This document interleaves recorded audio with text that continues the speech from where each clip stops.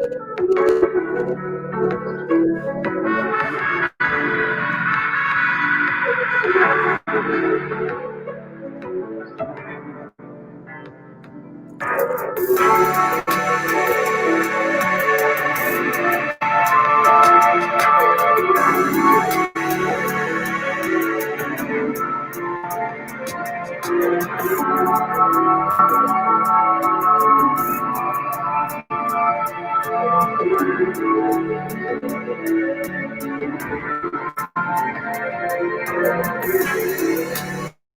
welcome to another segment of Sister Sister Chat, where we are fully excited and ecstatic to have the young Christian Davis with us, along with our favorite host, Miss Ontario,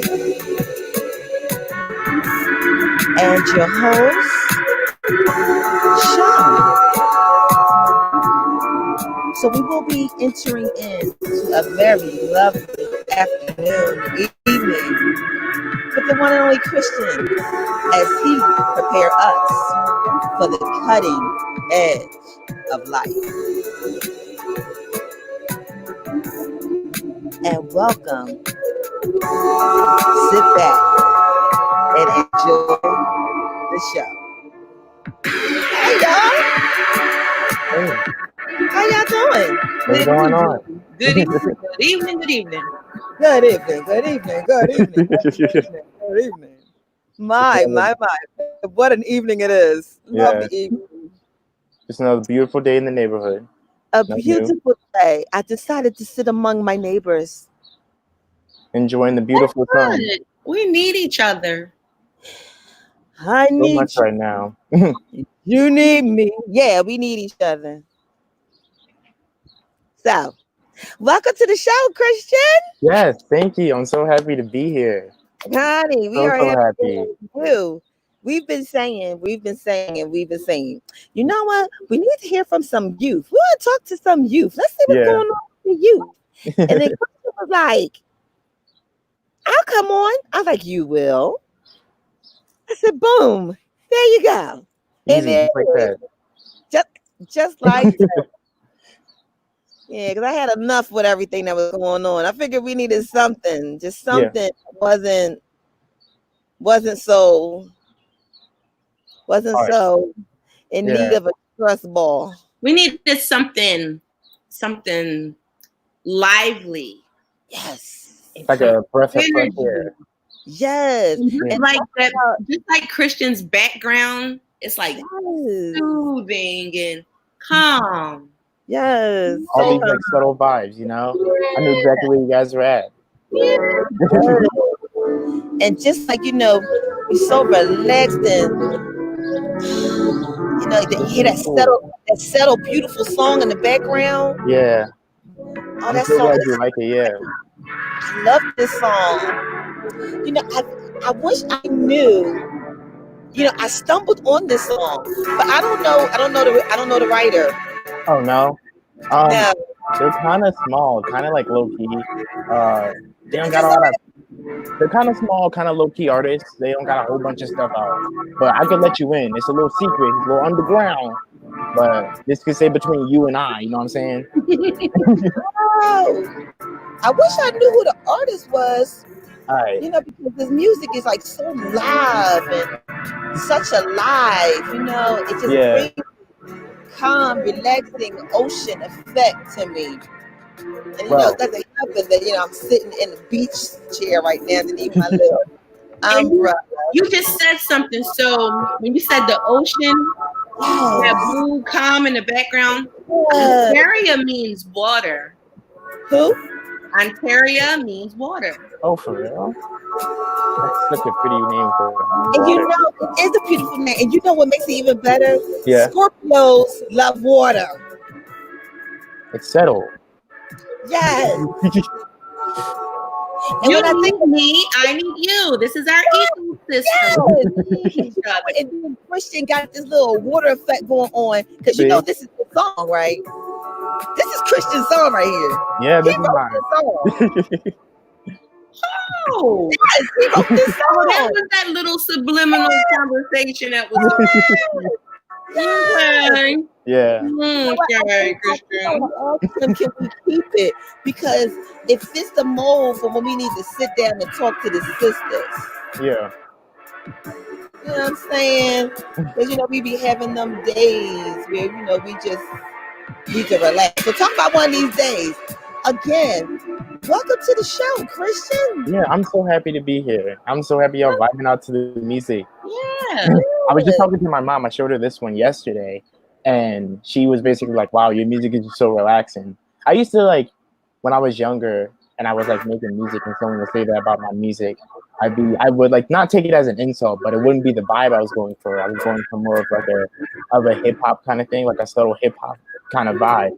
But when people say that it's relaxing or whatever, I kind of see the versatility that relaxing music has. And it just takes anyone can kind of interpret music in whatever way that they want. And that's kind of the cool thing about music is you can kind of view it and see these images. You were able to see the ocean and understand the waves. And I love that. I love people being able to put their own stories to music and being able to just create their own narratives. That's the fun part about music, especially instrumental and jazz. But yeah, I'm so glad you guys enjoy it. It makes me so happy. So talking about all of that, can we ask a question now? Yeah. I think we should. Yeah, ask him that question. Because I'm curious now, because I thought I knew this young man. I thought I did. Obviously, I didn't know him as well as I thought I did. Can you go ahead and ask him the question, please? Ask him the question. So, Christian, can you tell us how you got started in your career, or pretty much just invite us into the world of Christian Davis, the artist? World of Christian Davis, and how you want to show us the cutting edges of life. Oh yeah, I love it. Of Christian, I can see that. I can see it. I can see that. Can you see that? The cutting edge. You know what that reminds me of? Remember the movie Last Dragon? Yes. Never say never. And who are you? Show up. I am the last dragon. I think that's a joke, honestly. Dragon.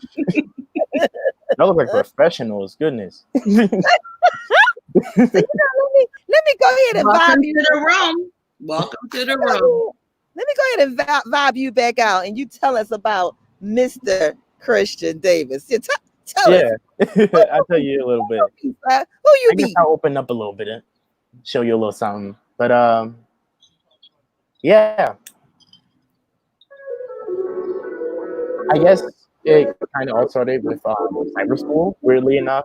My best friend's mom, she was a teacher, and she basically realized that the school system wasn't doing it for her kids, so she took kids out of that and put them in a cyber school. Being a teacher, she wanted to kind of open it up for more people, so we ended up having it available for a couple of the students that we already had at the school. And so we were all doing cyber school, but we weren't doing it at home. We were doing it in the community, and we were building bonds with each other. It was sick. And another cool thing that we did was the performing arts program. The performing arts program was actually free, which made it incredible. All we had to do was audition, and they would teach us all these different art forms. For me, I really found myself loving music.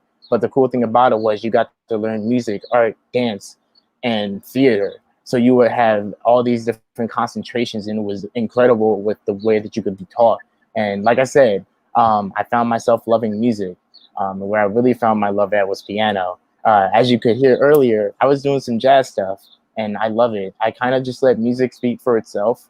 I was actually talking to someone the other day, and they were talking about just how they were asking me about my process, basically. And sometimes I just hear tones and notes and stuff to a song, and I'll just want to play it out, and I'll figure out if it sounds good. I'll just make those kind of noises and just figure out, basically beatbox and play around with the music until something speaks to me. I think that's why I have fun with music. But yeah, that really helped that school really helped establish my love for the arts. And then when it came time to go to school, I was set on doing something for God. So I was thinking, what's the best thing that you could do? You could do music and worship. Therefore, you could have music and God as your center. So I did 2 years of that major. And in that major, I ended up learning something incredible. One, I learned that worship isn't held to just like one kind of art form. It's not just music. It's not just preaching. It's not just going to church. Nah, it's everything. It's everything that you do. Everything that you do is a form of worship. If you have God at the center of your thoughts, if He's the center of what you're doing, then it's worship. And more importantly, I wasn't just regulated to just, oh, a song that I make has to be directed at Jesus directly in order for it to be a song of worship to Him. Nah, if I'm making jazz that I make from the heart because it's the gift that He's given me, then that's worship. That's me using what He's given me to make someone's day a little bit better. If the messages that I'm having in my song are something that are worth sharing, something that He will preach the same, then I think I'm doing worship in the best way that I can. So with that like kind of recognition, I was like, I don't have to be regulated to just doing musical worship. In fact, I can do something with art. I've always loved writing stories since I was younger. Just being able to tell a tale and just being able to keep someone invested in these fictional characters. And honestly, the cool thing about it is that you get to be in this fictional world. And as an actor, what I learned was that you get to really invest in these people who are basically words on a paper, are people that people have crafted. They go through struggles. They have their own like dilemmas within these like plays, within these movies, within these poems, and all these type of literature. And when you make a story, you get to play around with different archetypes, with different characters and different stories, and get to talk about certain issues. And I love that. And for me, I was able to kind of put worship into it. And what better way to worship than to teach young people? And that's why I like cartoons.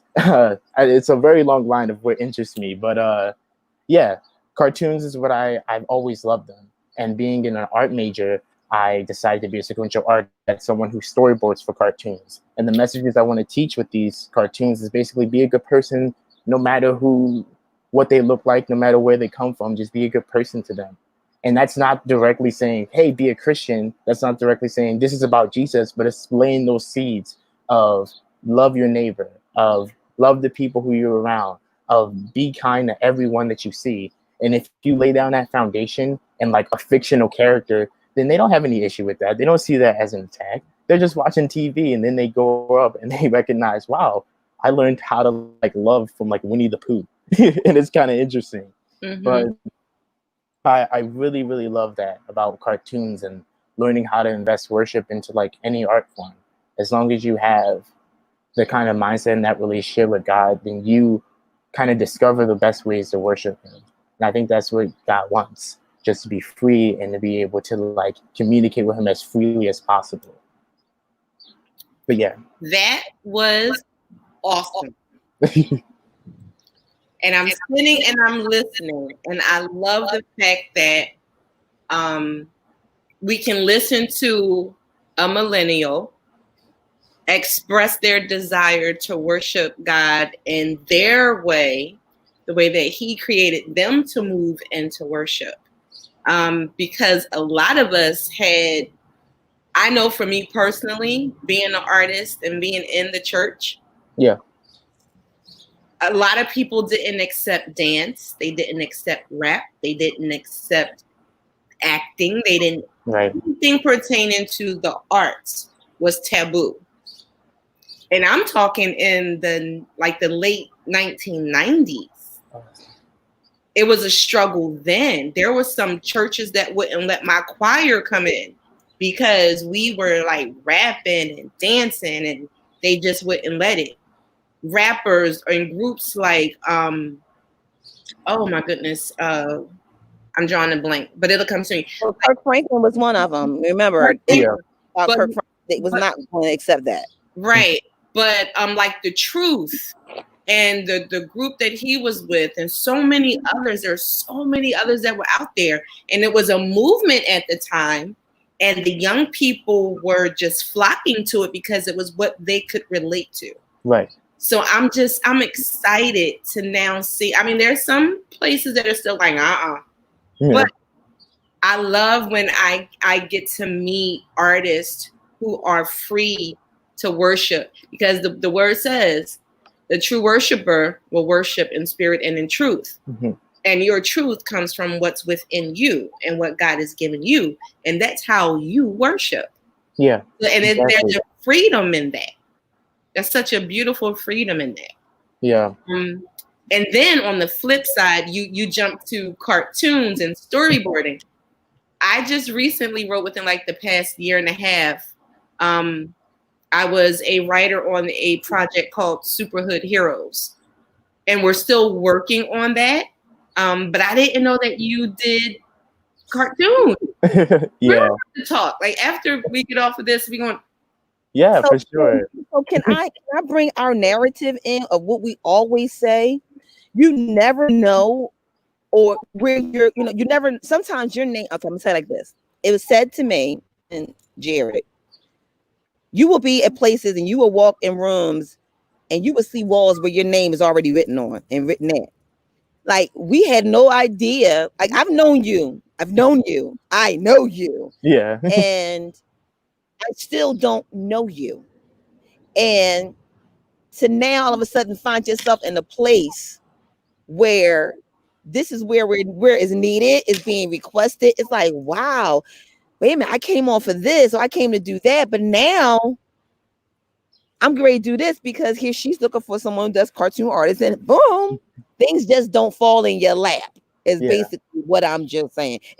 Some things just it's divine order, divine relationships. There you go. It's a divine conversation that was already written to happen. So saying about those divine dimensions, your mom is on the line. Your mother says hello.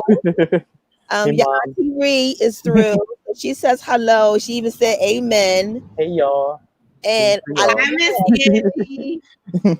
laugh because, and also we have Lynette on the line. Lynette says amen and hello. Hey Lynette, how are you? I remember and recall being in a conversation where it says know your name. Yeah.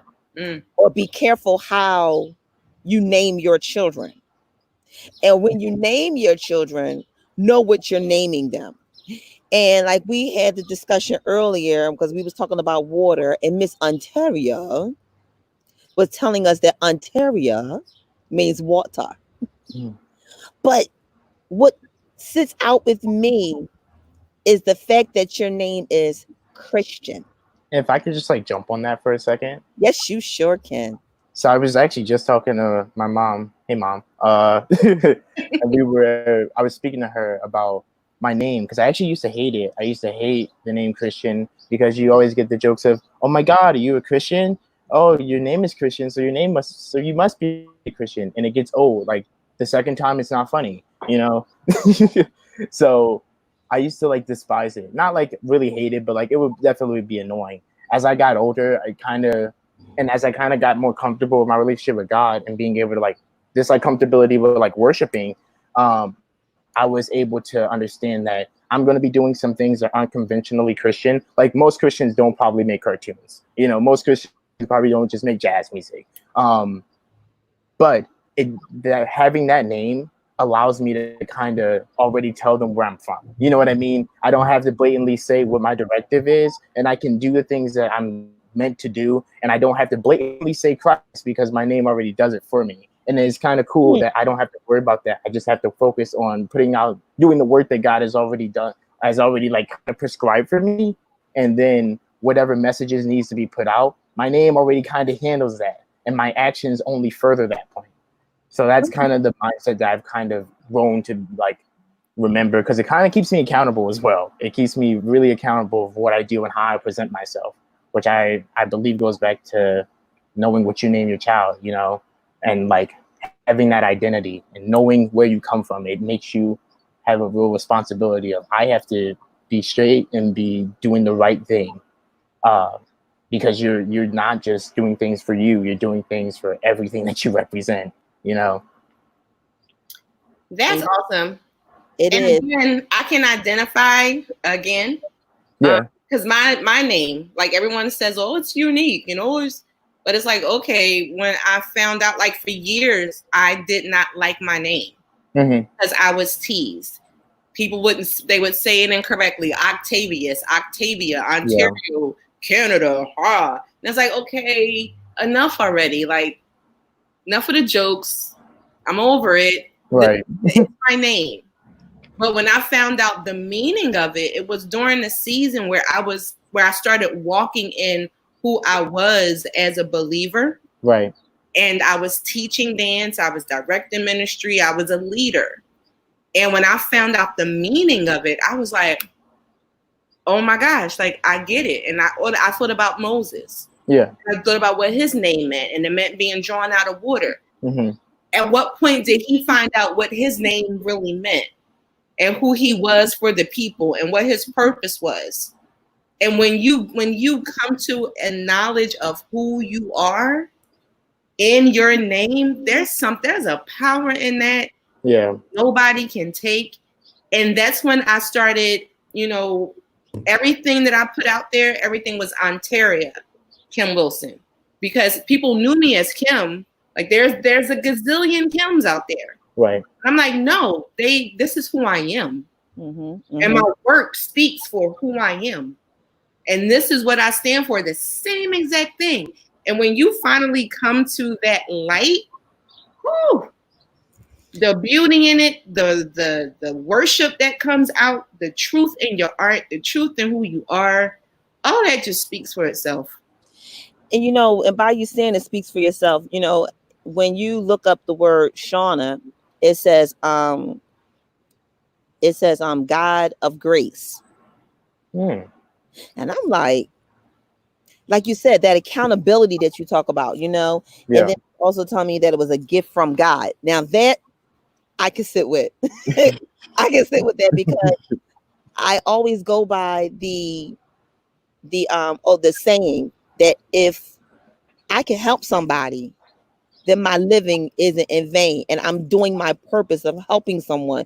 So when people say, "Oh, you're just a gift from God," I'm like, "Oh, I'm just a Shauna," So that's like the running joke that I let them, that I run on, because I'm like, it's not about me. Don't thank me. I'm thankful that I'm in the right place to be that vessel that God want me to be. But that goes right back to what it was also said, and going down on the scope here. Yes, kudos to your mom for following the direction of naming you that name. Yeah. Because God gives you a name, that's the name. Like there's a lot of times where I wonder, was Justin's name supposed to be Justin? Because I wanted to name him Jeremiah because he was a crybaby. And I was like, you know what? Jeremiah was a crybaby. So I don't think his name is supposed to be that. I said, but everything that was happening with him was just in. It was like a newsflash. Yeah. Oh, just in, you can't get your tubes out, you're pregnant. Oh, just in, you're going into labor now. I'm like, what? And everything just in. Justin just got called to the principal office. Why is he in the principal office? Oh, because the principal needed to relax. So that was the person that they called. No, my son is not here to relax you. My son's here to learn. Put his behind back in class. But knowing that name. So yes, kudos to your mom for following and being a listener and leading, to God, and also, dwelling in you, your purpose, because there's a lot of things in life we don't like, we don't want to do, and we say it's what I want to do, but not realizing that the purpose of what we want to do may not be aligned to the purpose that God has for us. I'm not really trying to preach to us, because it's not about me, it's about y'all, and it's about the cutting edge. But beginning of cutting of life, when you start cutting away, that's the edges that you're cutting on. Yeah. Identifying who you are and how he cuts you off and cut things off and cut you from, in order for you to now serve the purpose of what you are. So I applaud you for listening, not being so rebellious about it, because you're how old now? I'm 20. See that? Yeah.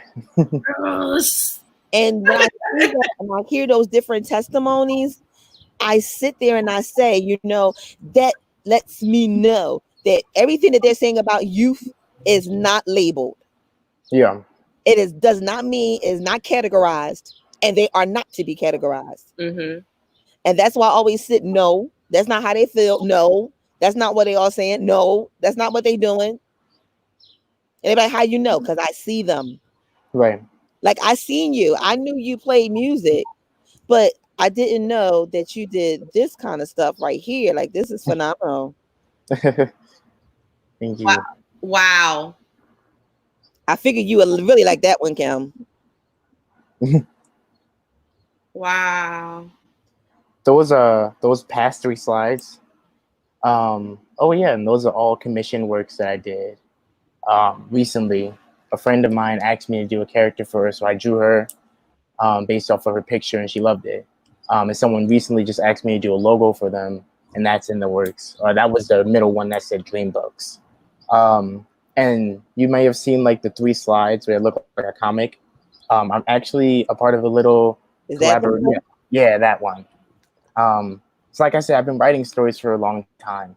And this is one of the stories that has really spoke to me. It's called Miracle City. This is actually some slides from the prologue, which is going to be released, I think, sometime this year, I believe.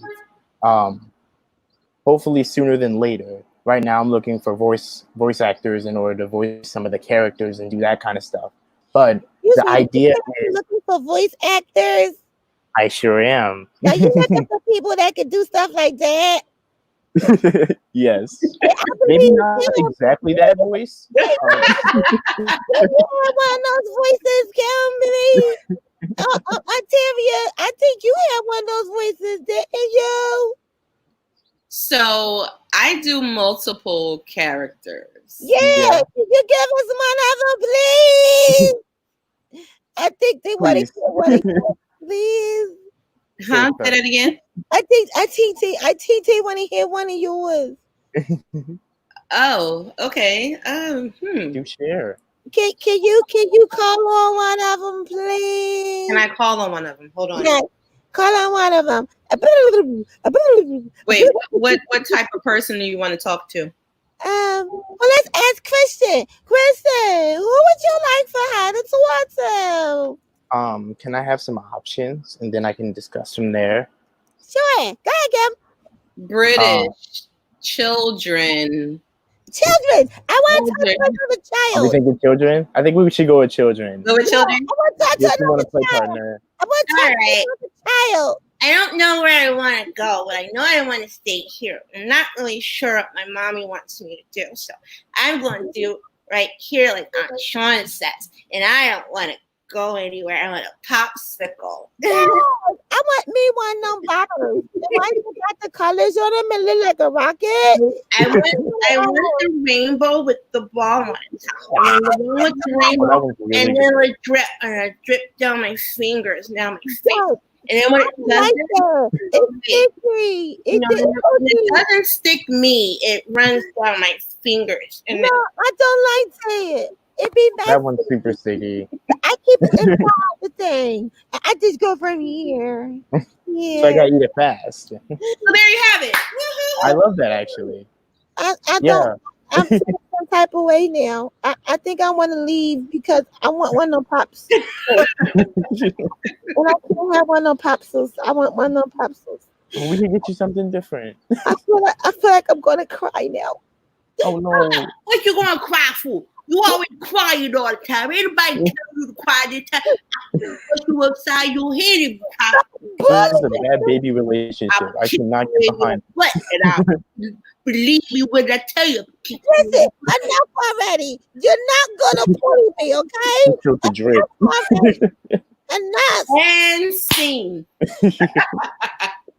Bravo. Thank us. Yes. Beyond impressed. So we needed this. Thank you, Christian. Because we've been adulting for like the past 5 months real hard. Yeah, I'm sure. God bless you all. Okay, now I like what your mom say? What she say? What did mommy say? She said, okay, now I like all those names and the call y'all lives. We like you too, Angie. And then one day I'll tell our story. You know what? Do that again because I'm always. Is that right? What's that? Yes. Yeah. Yep. Wait. Yep. I'm always like. Yeah. Yeah. So I guess if my thumbs don't bend like Christians do. So. Oh yeah. So mine looks kind of like. I kind of like your heart better though. But mine has a little soft edge to it. Well, I like mine because mine is actually my face. Objectively the best one. See, you gonna make me blush, and I'm brown skin. I can't be turning red like that. So I have a question that just popped into my brain. Okay, but it popped in like what did it 20 do? minutes ago. Christian, who is your favorite artist or musician on keys? Oh, on keys. Me. Because I'm hearing, when I heard your song and I'm seeing your demeanor, you remind me of somebody, but I can't tell you until you tell me what I just asked you. Yeah, you do that. I'm gonna play another one of his songs for you. So go ahead. I think, quite honestly, God, I don't think about key artists often. Because like I like people for like their technical stuff, and then I just like sometimes it's just like funky stuff. I think Vince Guaraldi, the guy who did the Charlie Brown Peanuts stuff, I think he's my favorite pianist. But in terms of like funk and stuff, I think Stevie Wonder is like the easy answer. It's between Stevie Wonder and Billy Joel. Both of them make me really happy. You know what's funny about that? You know what's funny about that? Because she's probably going to kill me. But there's a reason, because somebody that you know that I know that probably would kill me if I say this out loud probably would say, you know, why did she tell them that this is Christian show? Why is she telling them about me? But somebody used to always watch Charlie Brown every time Charlie Brown came on. Yeah. They was famous for letting everybody know that Charlie Brown was on, because you know they used to watch Charlie Brown all the time. And then she used to do her thing. Yeah. Like, who didn't love Charlie Brown? So I'm not going to say no names to the point that may be the reason why you really like Charlie Brown. And, you know, because, you know, listen, boy, show got the she sure. I think we both know though. I think that we're syncing up. But talk about syncing up. I'm going to play this one for you. Yeah. So this is another one of Christian's flicks, his Beautifuls.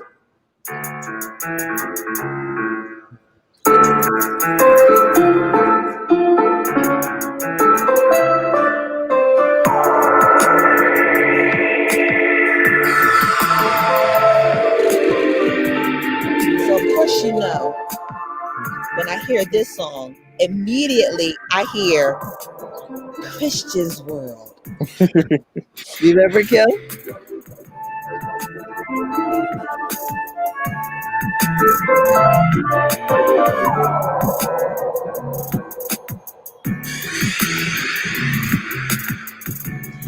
Okay, I see you, Kim. I see you. So before we go any further, let me get y'all to understand something. When y'all see Kim starting to do this, that means she has something that's about to pop, and she got to say it. So the floor is yours, Kim. Okay, so when I asked you who your favorite artist was, and you reminded me of somebody, when I hear your music, and even your physical presence, your smile, the slight lisp that you have, your hair, like everything. There's someone that I hold dear to my heart. He's like a brother to me. His name is Junius Burvine. And he's the MD for Pharrell. He's worked with Brian McKnight. He's worked with tons of people. Lauryn Hill, Prince, like, and he's a producer. You remind me so much of him. It's crazy. Wow. What's his name again? Junius Burvine, or June Burvine, Birvine.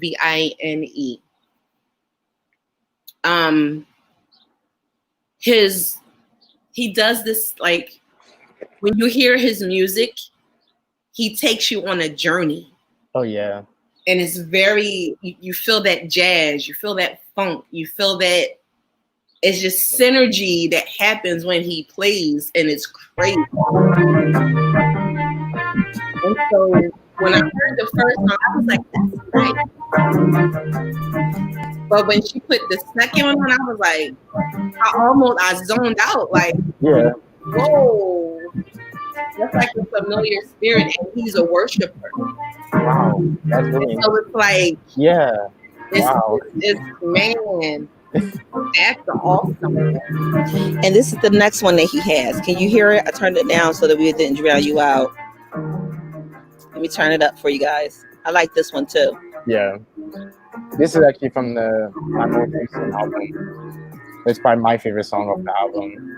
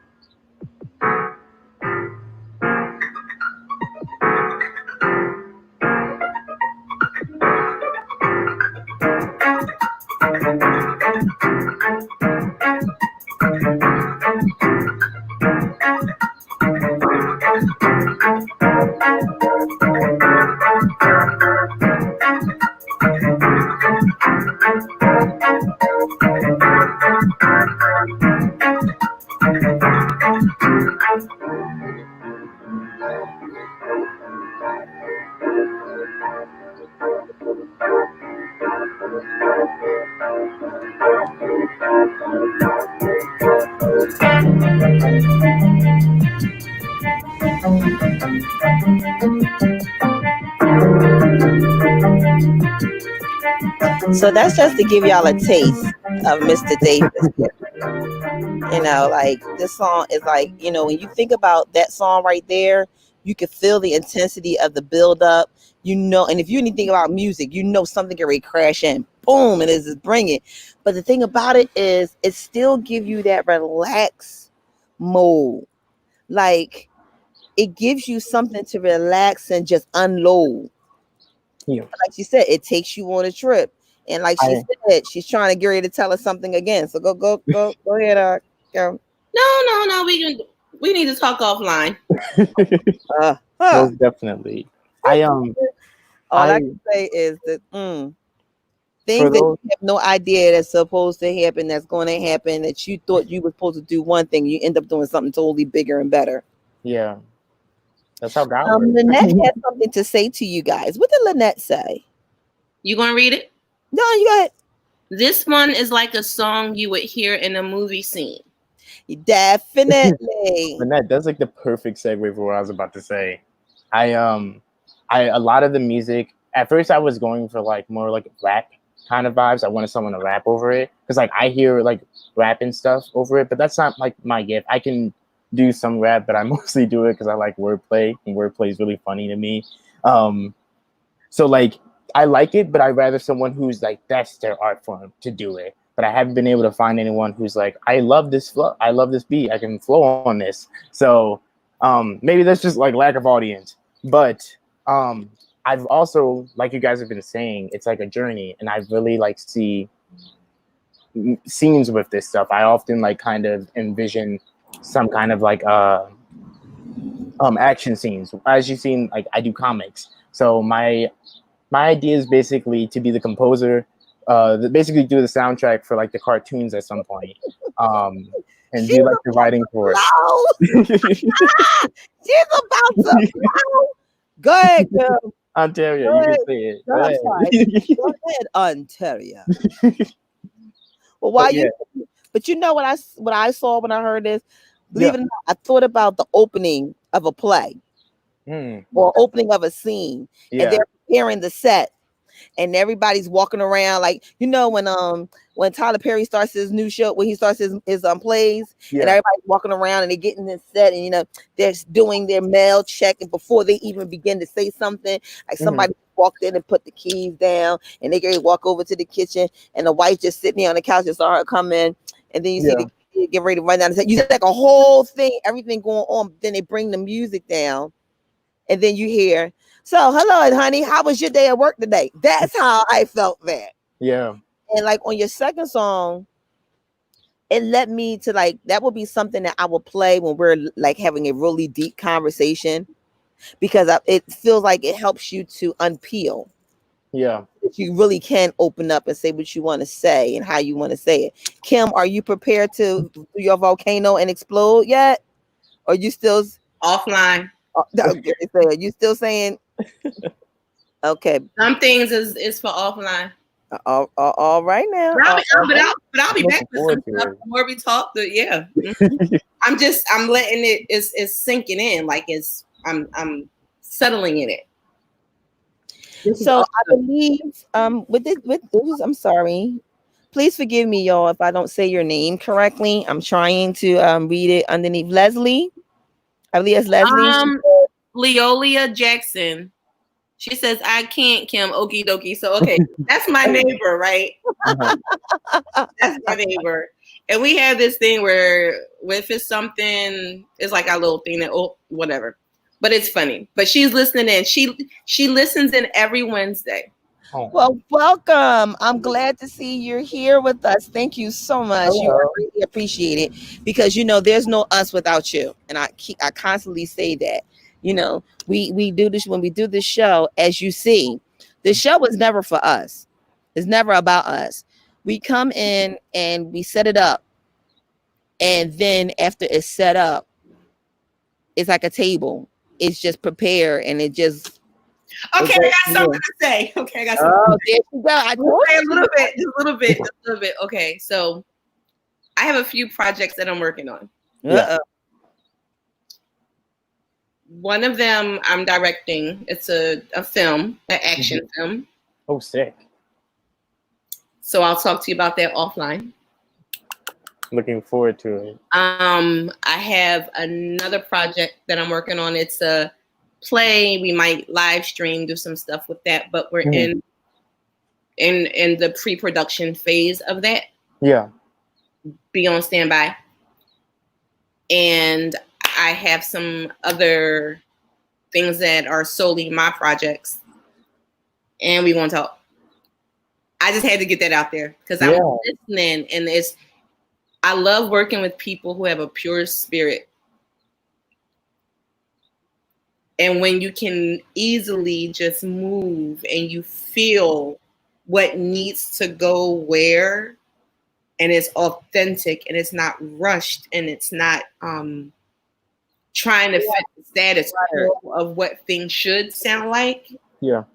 Versus what's organically coming from your soul. Yeah. That's a whole different vibe. So normally the songs and the lyrics and the movement that get chosen for people, for them to be elevated. So yeah, more offline. Yeah, for sure. It's funny that you mentioned that. I was actually just having like kind of a conversation involving this. Someone reached out to me saying that they would like to work on music. I was like, awesome, can't wait to do that.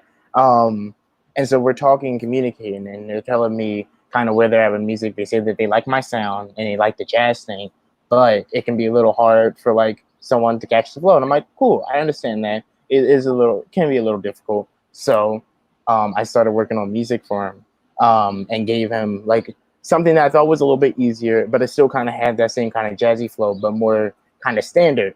So I sent it over, and they were like, "Hey, this is cool. I like the sound, but it's a little. Could you take some stuff out?" And I'm like, "Well, if I take some stuff out, kind of isn't the song that I made."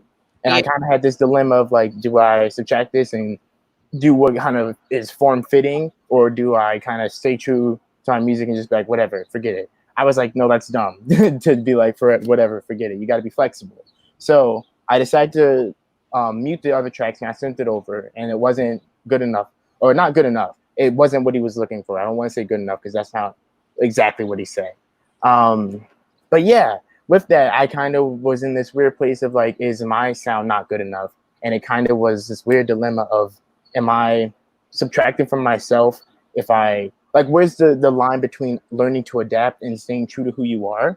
And there was, I ended up talking to my dad about it actually, and he was basically like, if you need to adapt, do it for the money, like not exactly like that, but like it's within my grounds to do this. It's not that hard for me to do this. It just takes like putting away my pride and understand like, hey, you can actually achieve these things. You just need to take some time and maybe get the materials that you need to do it.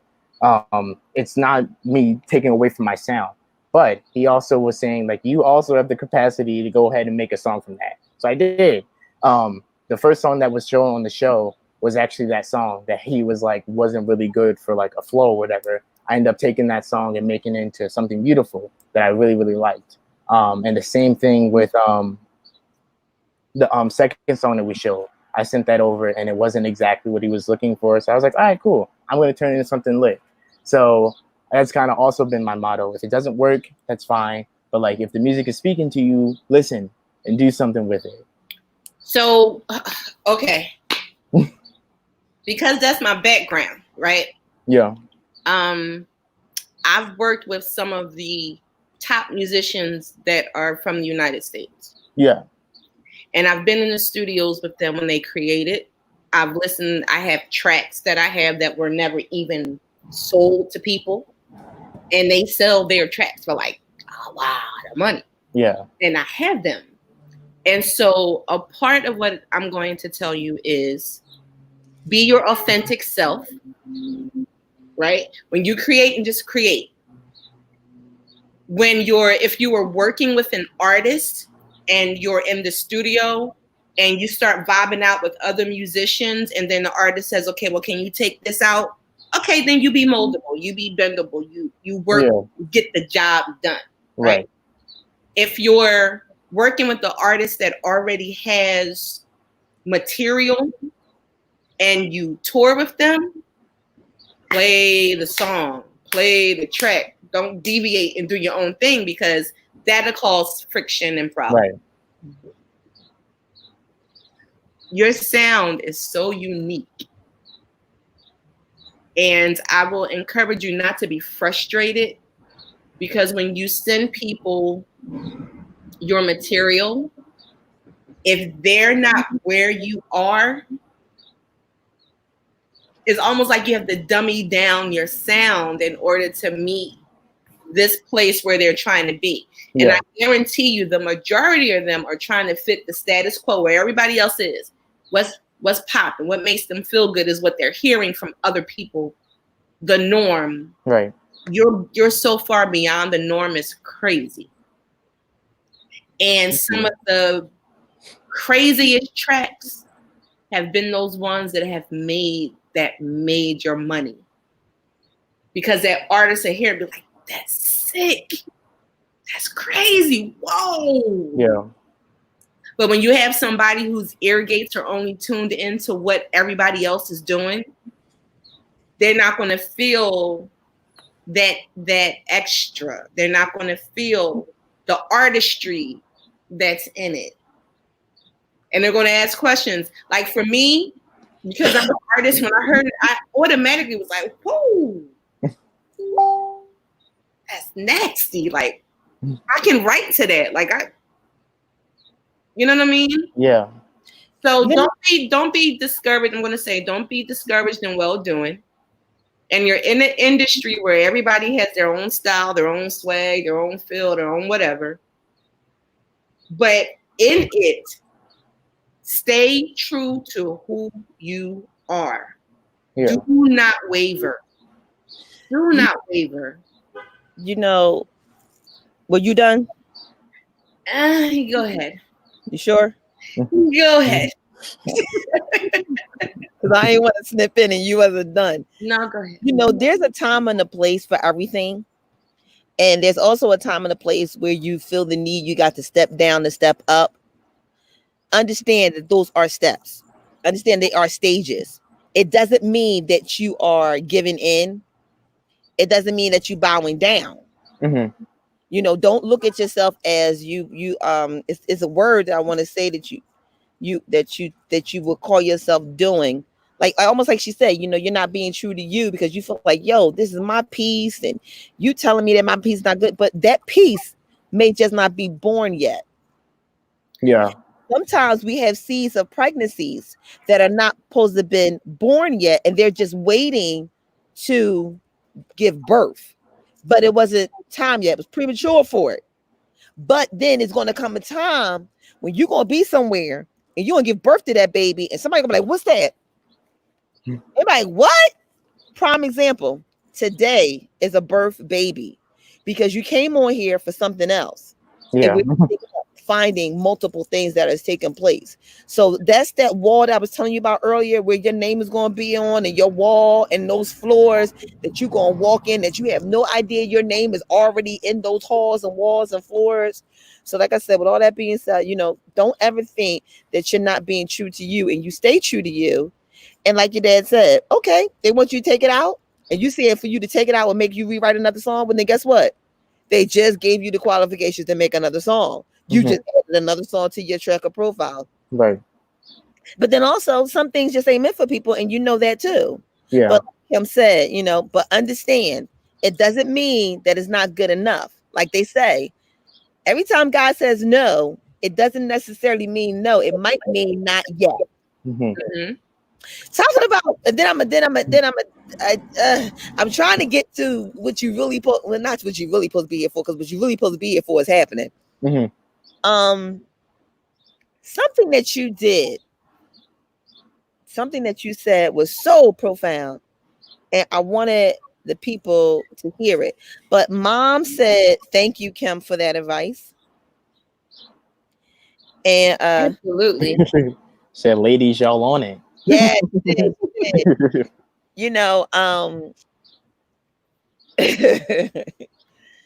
I want to answer how you feel and something that you said. So you said you felt like, you had to do this and do that for, this is what you do. This is your thing, right? So I'm gonna map that back to something that you said. It may relate, it may not relate. But I'm trying to find a way to sew this in here, because I need you to say weave it all together. Before that, it was something that you said, and I needed you to say it again. Adapt is the word. You already used it, but that's not the word I want to say. The word is, you said he had to be black because that was the only way that he could blend in. Do you recall where that came from? It was no way that he could have blended in if he wasn't. Yeah. From my sermons a while back. Yeah. Or like when I spoke at the church. No, you said it right the first time. It was a spoken message that turned into a sermon, because we all were ready to shout and pass the plate after you did that. So what was that? Can you elaborate that piece in there for me? Yeah. So we've been taught that like Jesus was white, and that's been the narrative for quite a long time. But if you like look at the Bible and everything, you notice that everyone in the Bible is from the Middle East or Africa, and that there's pretty much no way that they could be from anywhere else in the world, because one, Jesus had to go down to Africa in order to hide when I forget what the king's name was, but he was trying to kill Jesus after his birth. Herod, yeah. So therefore, if you're going to be able to blend in with the people of Africa, in northern Africa, where their skin is fairly dark, you're going to have to be of the same skin complexion, or they're going to notice, hey, there's the Son of God, we need to kill him. So therefore, that's basically proven that Jesus was of darker skin, and that it was that kind of, I don't know, for me, that was very important just in like finding identity. Because like when you get raised seeing like white Jesus and everything, it kind of shows that like black can be bad. You kind of think that black is bad because you see the Son of God as this person who looks nothing like you, and it doesn't it's very subliminal, but knowing that Jesus wasn't white kind of makes me feel more included. It makes me feel more included into the family. And no, it's really sad that his skin color has anything to do with it, but it's through that love that Jesus showed to everyone, despite his skin color. Despite his skin color now, it doesn't even matter in the grand scheme of things. But his love, it goes across those barriers. And that's what really makes me feel encouraged to be a Christian. And like, just having that reaffirmation is important though. And it strengthens the community that we are, not just of just people of color, because it's real. You know, oppression is real for everyone who is of color. That's just a fact. You know, so when you can look to God and say, hey, he looked like me, we can say, hey, the Son of God looked like me, and I can show love just like that. It makes it a lot easier to walk in his footsteps. So with that exit that you nicely put in there, because it was about exodus, meaning exit. Yeah. There was an exit that came in your life, and it came in everybody else's life at the same time, because it was the exit to normalcy. Yeah. And the exit of normalcy was, now this is the new norm. And with this being the new norm, how did this exit from your normalcy affect you? Because you started a new job, because the job you was working for was supposed to set you up for what you're doing right now, because this is your livelihood. It was supposed to give you your money so that you could put your album out, put your cartoons, and do all that good stuff. But as a result of that exit happening, that you didn't know that you was on a road that you was going to have to take, because we was going straight, we was good, and then the guy came up and said, Scott, we got to go here and we got to go in the house. So with that being said, can you tell us what happened? Yeah. Before you did that, your neighbor said something, Kim. What did your neighbor say? Thank you for letting me see and be true to myself. When someone else sees your worth, it means the world. Please share. So I think she's going back to when we were talking earlier about identity, and stuff. Who we are, and our names, and what it means for people. And I will say that I am humbled whenever there's somebody's life who God allows me to impact. Because it's not my doing, it's not my words, it's not me, it's the Spirit of God working through me. And I always acknowledge that. But my life, I'm here to serve. I'm here so that people can walk in the power of who they are. Right. When walk in the fullness of who they are. So I'm very humbled by that. So I believe that's what she was talking about. And so go ahead, tell us about your exodus. Tell us about your exit of normalcy. Can you say, you tell us what happened and how it happened, the whole that day? Yeah, I guess you're referring to my old job prior to what I'm doing now. Yeah, so I was working as a food runner at this place called Cuba Libre. If you don't know, it's a bar and restaurant at 2nd and Market. Once things like are safe and everything, please go. It's really good food. Yeah, I was a food runner. A food runner is basically someone who takes the food up to your table, says, "Hey, you're gonna love it. It has great stuff in it," and then they leave. Pretty easy job. The hardest part about it is having to hold the hot plates. But yeah, I was working there, and like I was 2 weeks in, I get my check, and the next thing I know, I'm fired because coronavirus is shutting down the restaurant, which was kind of sad to see. It was empty and desolate when I went to go get my check. But yeah, I instead of like getting sad about it, I instead focused on school and focused on music. As you might have mentioned, I came out with a new album in that time. And going back to what you said about that exodus, that me not having that job allowed me to focus on, hey, I really want to get music out. I want to like start building up this foundation to like get people invested in me, get people to like listen and care about the sound that I'm putting out.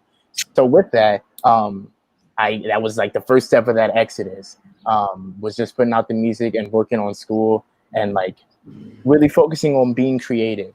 The next thing that kind of occurred was working at Cutco. Cutco is a high quality knife shop basically, and their knives are phenomenal. And I actually knew about them because my sister and my grandmother used to work there. One day I get a call or I get a text message saying, "Hey, someone requested you to or recommended you to work here or whatever." And I'm like, okay, sure, I'll check it out.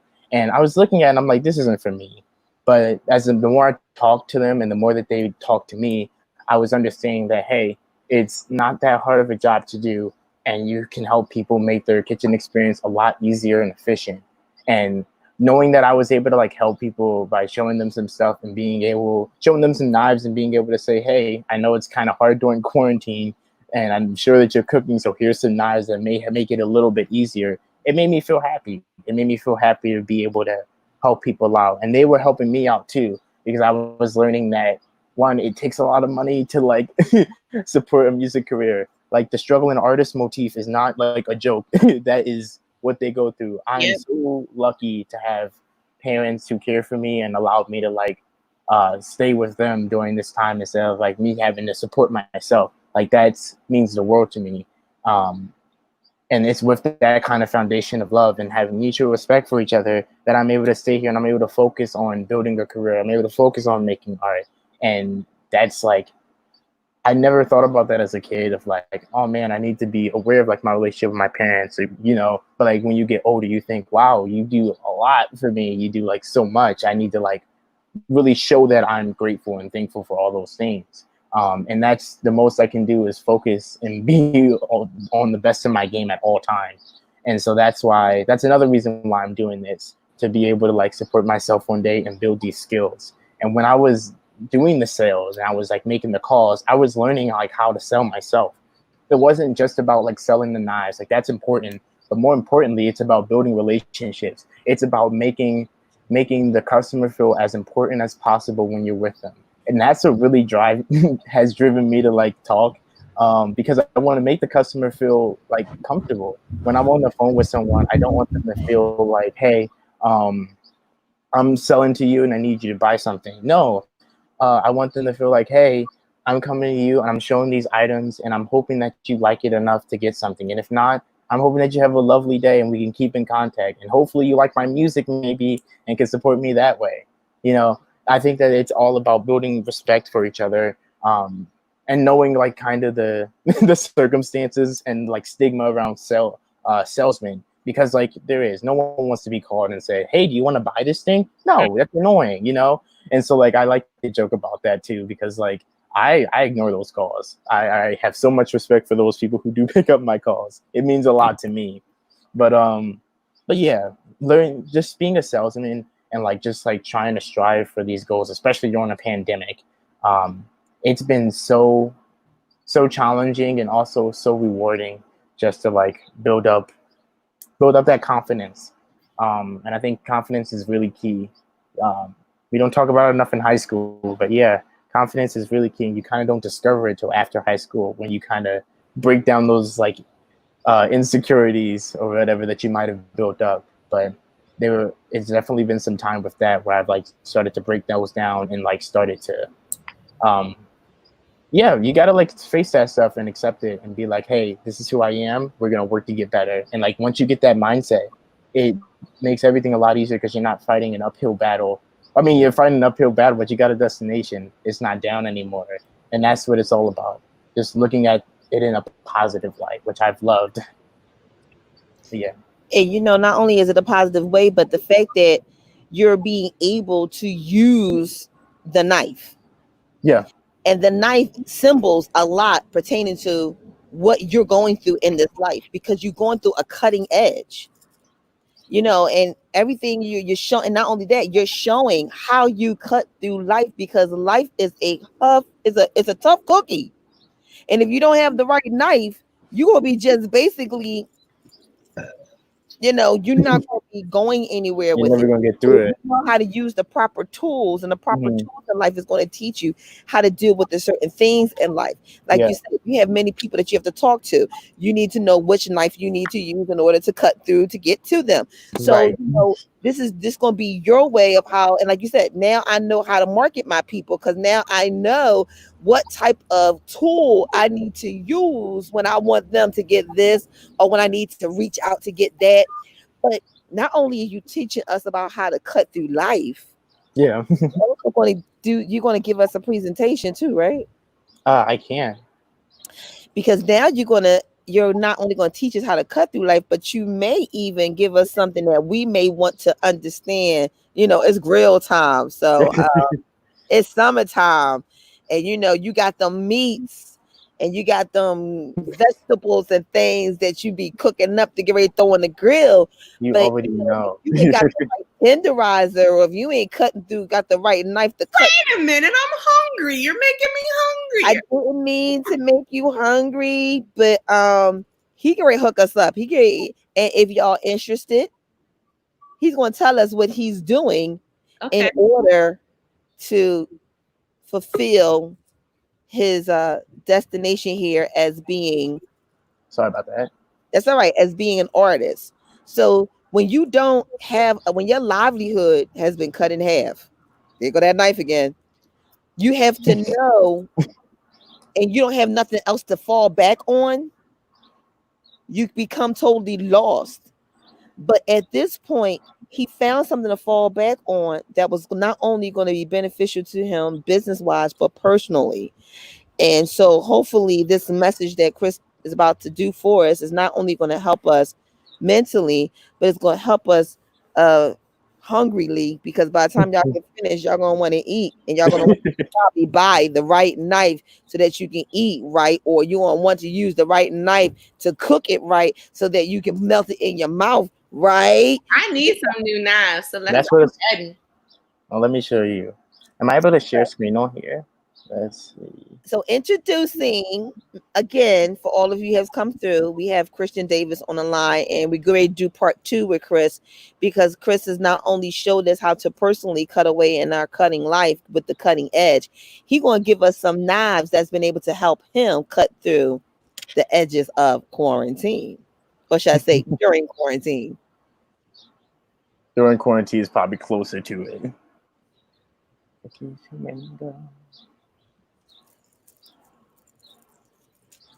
So while you're getting set up, I'm going to go ahead and finish playing a couple of your little tunes that we were enjoying. A couple of his big tunes. Yeah, Big tunes. while we were enjoying, while he set up here. We'll probably listen to the whole thing now. Also, can you see this screen? The Cutco one. What would you like for me to do? There you go. Can you see this screen? Sorry. Oh, okay, yeah.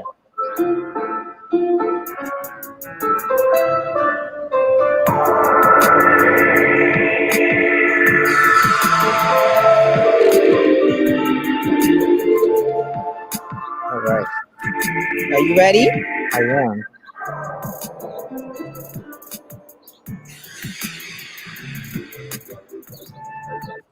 So yeah. All right. So you guys kind of already heard, but I work for Cutco. As you can see, Cutco, Cutco, and they sell knives.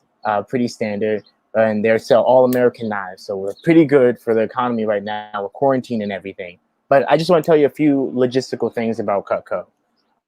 They've been around since 1949, so that's about 70 years of business.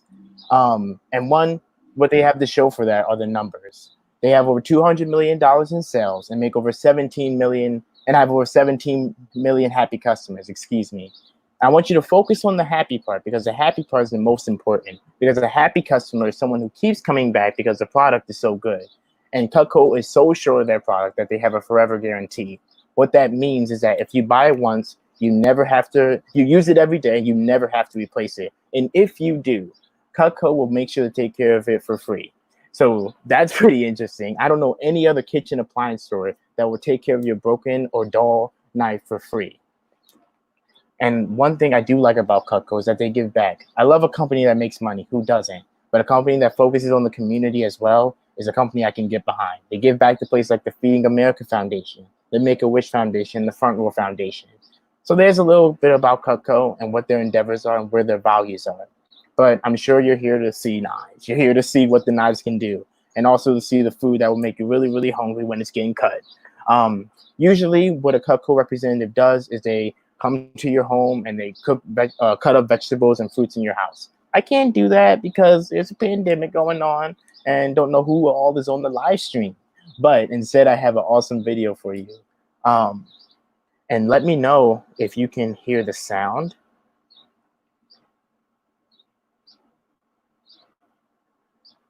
I think we got knives for our wedding. They didn't last. Can you hear the sound? Yes. Oh, awesome. The test of time. I cut things and like saw through the tomato, and it's starting to like mush underneath me. It seemed that they got dull very quickly. Sometimes we just couldn't find the right knife to do what we needed it to do.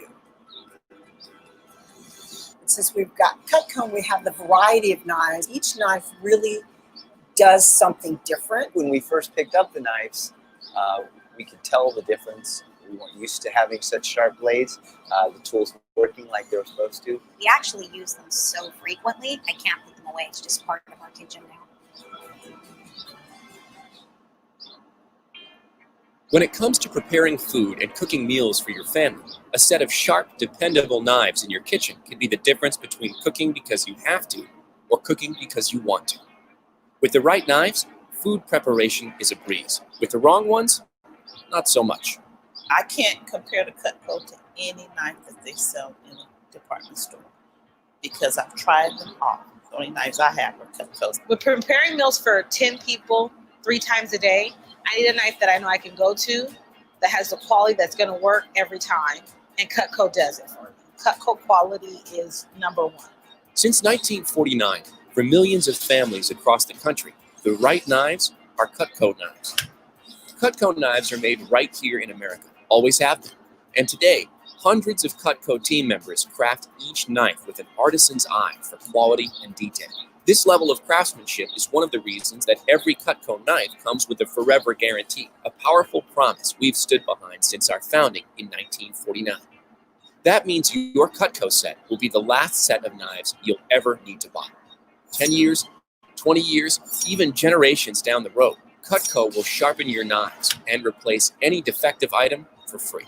No one else does that because no one else is Cutco.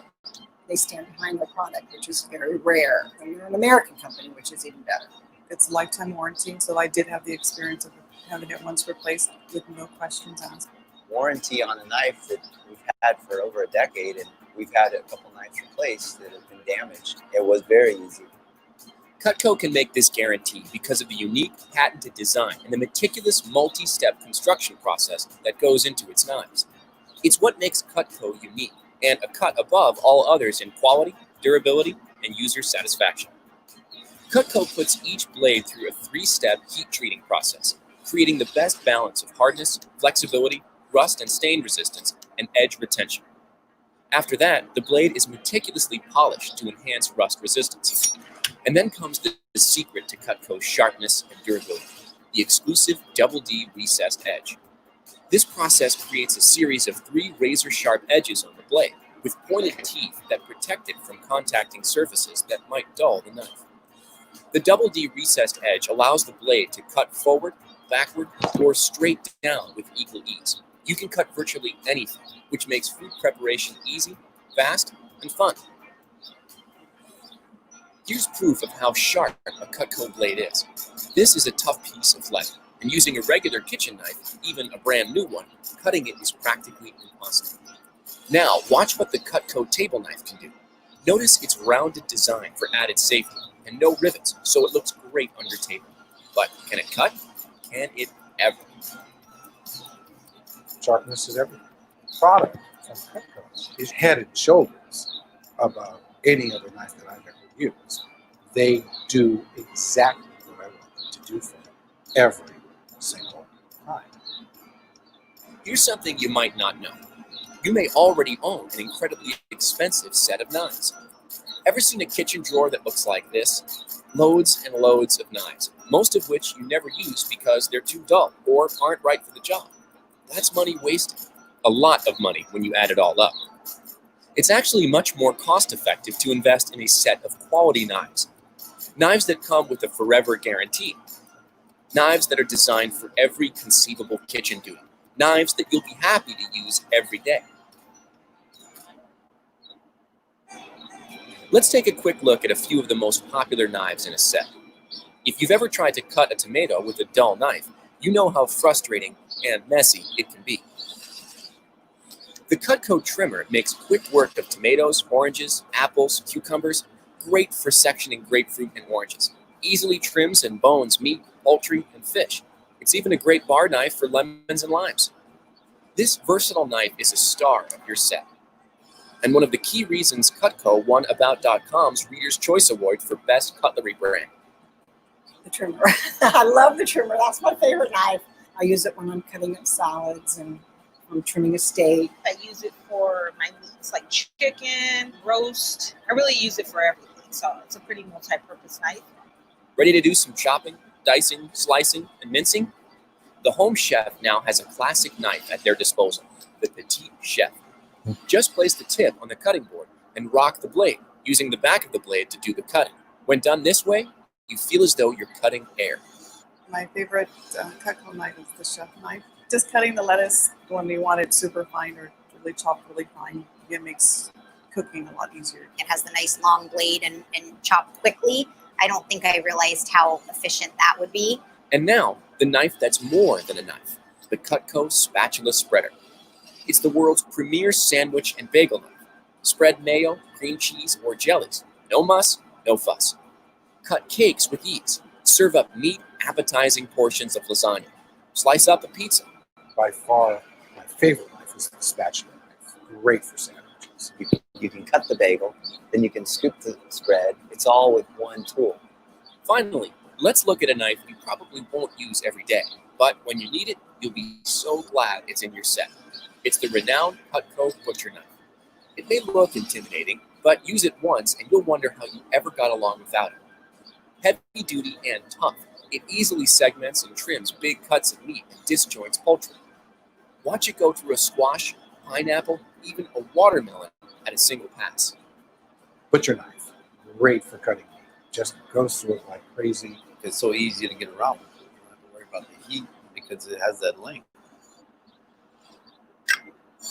Having the right knife for the right job is like having the right club for every shot, the right tool for every task, the right shoes for every occasion. With the right set of Cutco knives, your work goes faster, better, and is a lot more rewarding. With Cutco knives, cooking is fun. Beyond that, using a dull knife, especially for the wrong purpose, is a serious safety hazard. It's been proven that most kitchen accidents involve the knife, especially a dull knife. That's because people force dull knives and use them improperly in order to get them to cut, and that's how accidents happen. Sharp, safely stored, and properly used knives are a far safer choice and make your kitchen a much more enjoyable place. All the knives in your Cutco set are guaranteed to be sharp forever because we'll sharpen them for free, anytime, anywhere, no matter how long ago you bought them. How sharp are they? Watch this. This is the Cutco Petite Carver. Our customers have given this knife a 5-star rating on Cutco.com, and no wonder. This is a length of thick rope. It's tough and fibrous, like a big roast. Now watch this. If it can cut rope like this, imagine how easily it will glide through your toughest cutting jobs. Other knives I had to saw through and saw through. Cutco, I have not had to do that. They stay sharp. I've been 100% satisfied. It's clear that a Cutco knife set is the premier choice and the most important set of tools in your kitchen. So now let's talk value. Remember that every knife in every set is American-made in Cutco's own facility in upstate New York and is completely covered by Cutco's one-of-a-kind forever guarantee. These are knives that will last for your lifetime and beyond.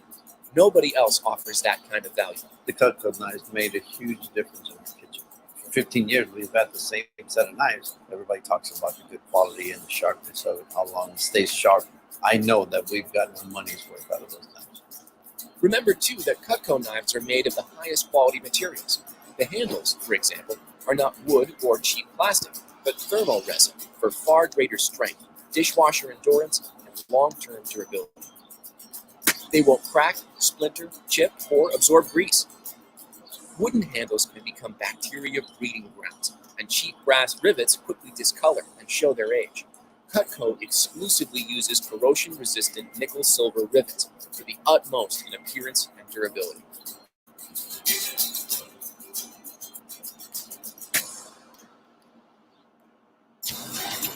So let's begin with an entry-level set, the essentials. It comes with a paring knife, Petite Carver, spatula spreader, Petite Chef knife, a handy turning fork, and a handsome oak block. Sold individually, you'll pay $614 for this versatile, hard-working collection. But as a set, you'll pay only 5 easy monthly payments of $113.20. That's a savings of $33, and you get a solid starter set that will last a lifetime. Plus, we'll include a free small cutting board, a $27 value, free. That's a total savings of $60. Looking for even more versatility and value? You'll want the Homemaker set with a paring knife, a trimmer, spatula spreader, a petite carver, a turning fork, a butcher, a petite chef, a slicer, a carver, and carving fork, 8 table knives, your choice of a honey or cherry finish oak block, and a bonus sharpener. Sold individually, this selection of fine knives would total $1,540, but you can buy the set today for just 5 easy payments of $267.60. You save $184. Plus, we'll include a free medium cutting board, a $30 value, free. That's a total savings of $214. For the more ambitious home chef, look no further than the Cutco Signature Set, featuring an impressive array of the finest knives in the Cutco collection. You get a paring knife, a trimmer, spatula spreader, a petite carver, a turning fork, a butcher, a French chef, a slicer, a carver and carving fork, the petite santoku, a hearty slicer, this traditional cheese knife, 10 table knives, a sharpener, and your choice of a honey or cherry finish oak block. This is a set any professional chef would be proud to own. You could pay $2,347 if you bought these individually. But today, the entire signature set, everything you see here, is yours for just 5 easy monthly payments of $401.40. Plus, with your purchase, we'll include a small, medium, and large cutting board. Together, a $90 value, absolutely free. That brings your total savings to $352. And to help you decide, we'll include our world-famous Super Shears with the Essentials or Homemaker set. This customer favorite has a 5-star rating for a reason. Strong and versatile.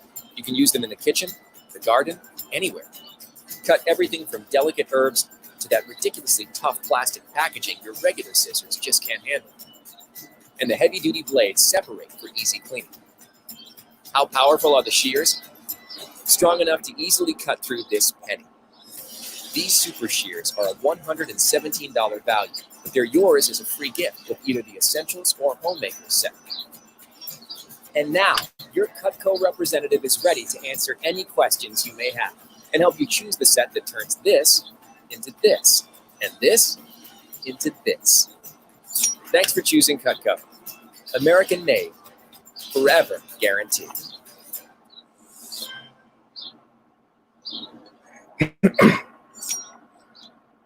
Hey, so there you go. Wow. Beautiful, right? Yeah. Ready to cook. I'm Yeah. hungry. But yeah, and also I'm completely aware that it's a pandemic as well, so they do come as like individuals as well. So like if there was like one particular thing that like stood out to you, just let me know. Like we could definitely work around it. Sounds good. But yeah, that's a little bit about of what Cutco has to offer. Nice. I like Coco. So I pulled out my 2 little knives that I had. I was going to show y'all. I was like, I don't want to embarrass myself. Well, you know how I feel about the situation. I want like this. I felt like Eddie Murphy. I want the knife. Please. Need the knives. The knife. But then it also led me to say, what kind of knife are you? Did you see how the cutting and all? And if you got the right knife in your life, that's what I'm saying. You gotta have the right knife for the job. Yes. I was like, wait a minute. I feel a message coming on here. A message along with some blessings. So the question is, what kind of knife are you? There it is. Are you a Cutco or a no? Hey. That's gonna be my new tagline. Thank you. You're welcome. Yes. You're charged for your charge. So what I did here for you guys, if anybody else is interested in doing this presentation or being a blessing to Christian, you can either call in where you can reach out to Christian and set up an appointment. You don't have to buy the package because you can buy individuals, right, Chris? Yep. And also, the cool thing about it is just doing the demo and sitting down and watching it helps me out. I get paid to just show it off, and they also understand because it's a pandemic. So like the quota is like 7 demos a week. So like literally every demo that you just sit down and we talk and like we watch this video, it really means a lot. It only takes like what, half an hour. So yeah. So I got a question. Do you have the individual prices? Yeah. That's on the website. I can also link that where you guys can kind of see for yourself. I have it on my phone here. Like if you had one that was like catching your eye, I could let you know how much it was. Okay. But yeah, that's also like what the call could be for. Like if you want to get in touch with me, I can like leave my Instagram or something. But like some way to contact me in order to like let me know what you might be interested in or whatever. And but and if anybody is here, you can always reach out to us and let us know that you would like to get in contact with Christian, and we would gladly connect you. Chris, do you want to leave any type of information that they can reach you at, or sure? Because this is going to be viral, so right. What you could do is we can leave it that they can contact you here. That way, you know your information is still condensed. Yeah. Yeah. I can send you some stuff, and then would that be good? I can send you my info, and you sort it out. Not sort it out, but like disclose like what cannot and what can go on there in terms of like communication, whatever. So this is what we'll do. Anybody that's interested, you make sure that you contact us here at the No BS Duo Show. And you can also email us at the No BS Duo Show at gmail.com. You can even hit us on Messenger on our page, the No BS Duo Show. You can also reach out to Kim on her personal Facebook page if you're her friend. You can reach me out on my personal page, or you can also see the tag of Christian and you can reach out to him on that page as well. So like he said, the more people see the video, he gets paid too. And he's at a pandemic. So by him being at a pandemic, I gotta ask you a question. So if we had 137 views that watched that video, was that counted? No, it would have to be individuals. I would have to like, yeah, I know it sucks. If only. You sure? Because visually we sat at our individual windows. If I could get if I could get everyone's what I need, like their phone number, because usually I like contact over phone and whatever. So like they like asked me, so all 137 people did that, then yes. But other than that, no. All right, so y'all heard it. Send me y'all phone numbers and y'all names so I can send it to Christian so it can show that we individually watched him do this video. It would mean so much to me. Yes, because Christian needs to drop that album. And he also needs to write those do that comedy book. But I'm also going to speak something out into existence. Christian needs to write his book. Yeah. Didn't know I knew you needed to write a book, did you? No, I didn't. I didn't know that for sure. Say again. I said I didn't know that for sure. But you had a feeling that you knew one day you was gonna have to write the story of Chris, right? I didn't think it was very interesting. But you know what? It's usually and here on the BS, here on the sister chat, because on this platform here, we say that you need to know your worth. What is it, Kim? Fix your crown. And know your worth.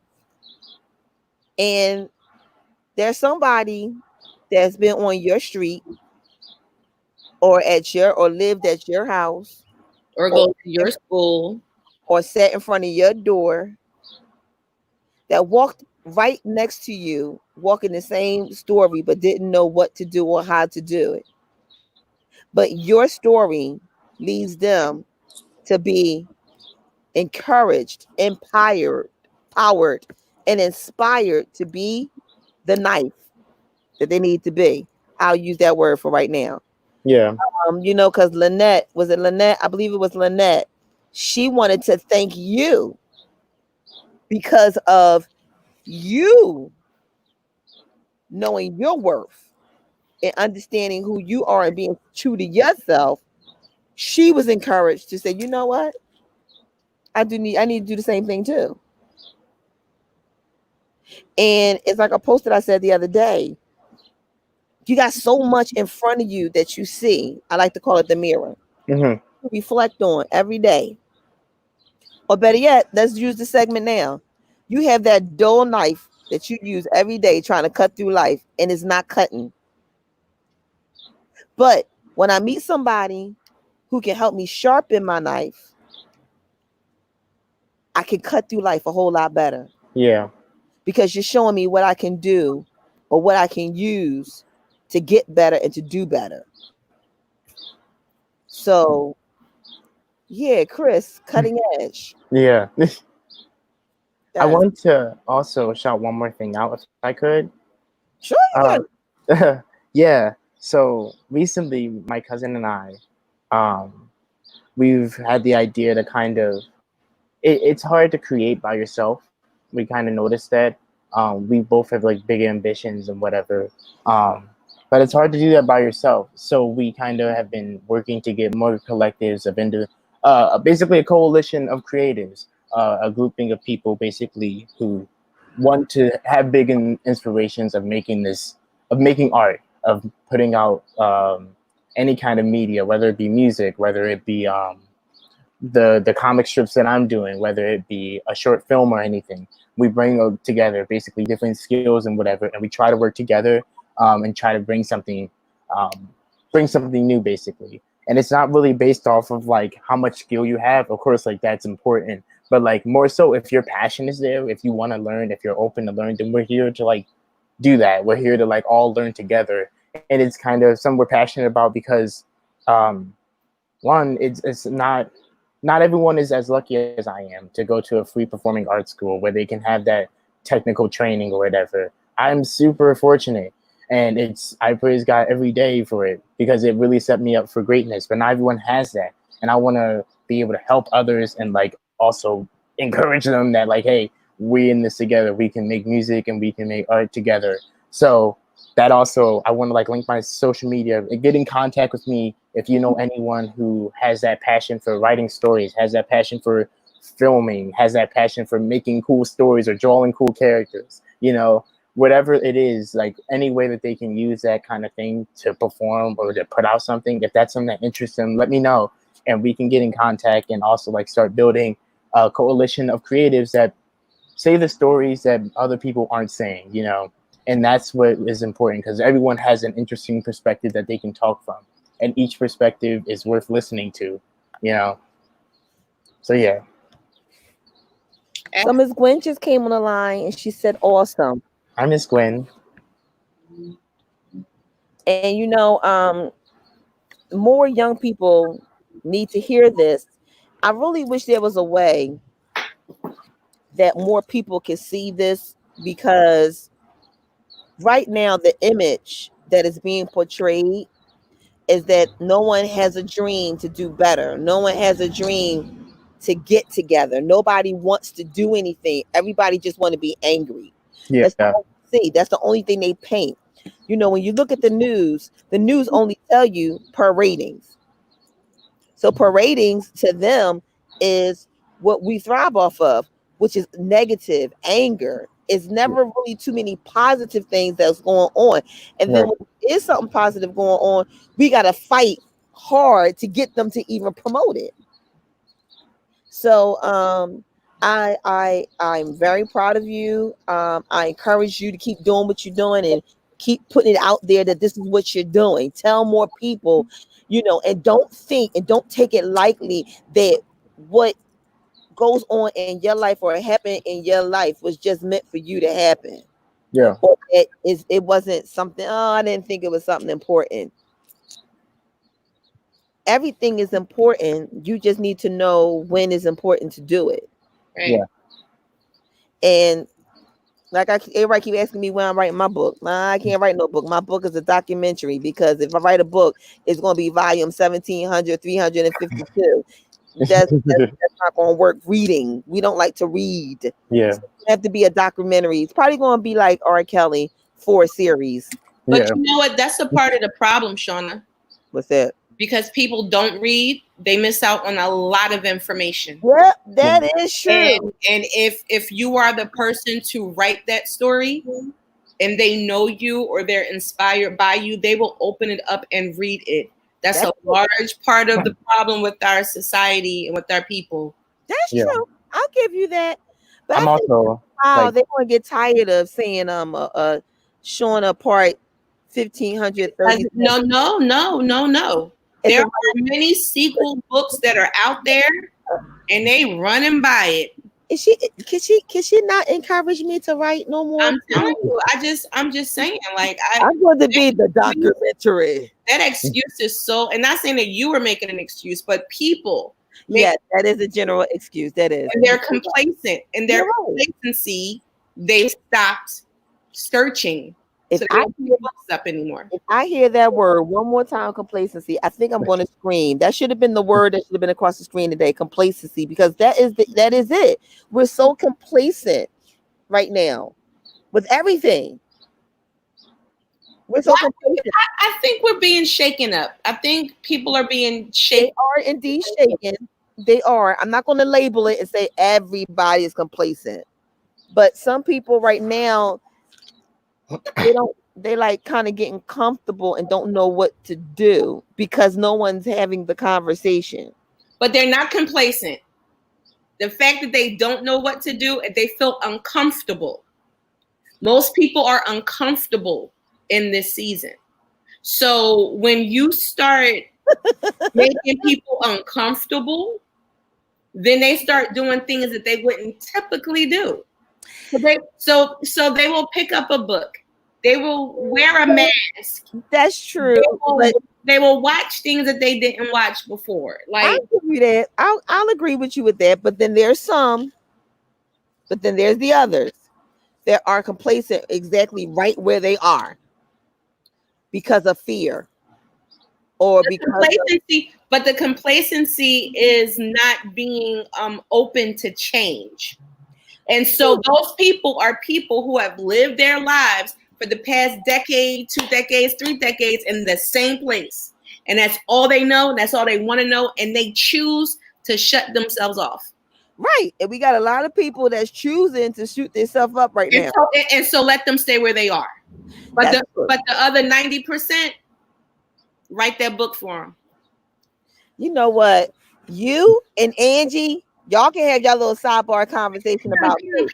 I'm going to say it one more time. Hashtag enough. Y'all heard me? Enough of you not doing it. I am doing it. I'm doing this. So back to Chris. If I could even speak on that.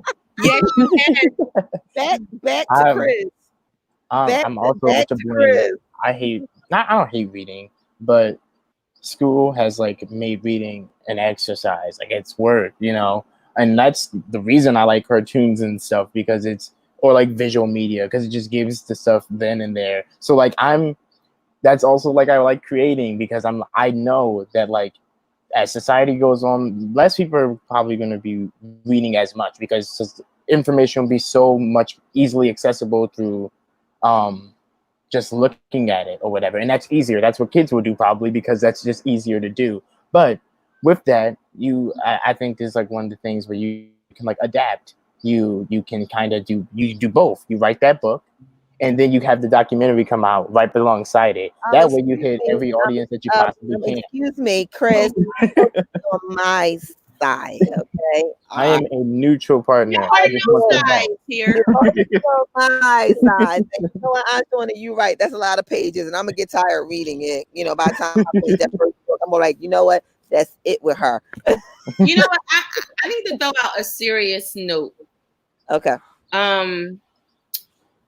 With our lack of reading, we have not exercised our brain power or our brain muscles as much as we used to.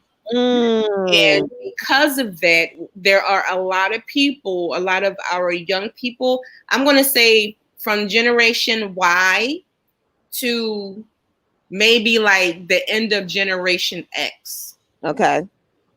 That you're talking 3 generations that don't like picking up books. And it's called a spirit of laziness. It's called a spirit of give it to me quick and let me just hurry up and get over. And while they're being exposed to a lot of information online, it's only segments or little snippets of things, and they're not being challenged to pursue the greater. There's so much information out there. When you open a book is just like taking a trip. There's so much you learn, and your vocabulary grows like crazy. You understand? So it's I agree with you with that. I agree with you with that, but I also think a lot of that has to do with the comprehension of learning too. That's a part of it. And I believe the way they learn is they're better learners, not by reading, but by actions, or they call them visuals. Like for a prime example, visuals was always a thing for me. Me and books, I can read it all day, I got it. And then I'd be like, But then after I relate it to something, or if it takes me on a journey, or if it's in music, then I got it. And it's funny because I'll share this with you. Encyclopedia. Couldn't spell it. Saved my life. Couldn't do it. Wouldn't do it. No matter how long I sat there and watched it and how many times I read it, I couldn't do it. But the minute it was put to music, I got it. So I agree with the reading, but I think a lot of it has to do with, like you said, is I can read it, but I can't comprehend it. But I believe right now, people is finding a way to read and comprehend because they're finding out that they've missed a lot of stuff because they didn't read. And I think that because they didn't read, they didn't notice that some stuff was missing. What were you going to say, Christian? Did I lose you again? Okay, here we go. We had an internet surge. But then after they...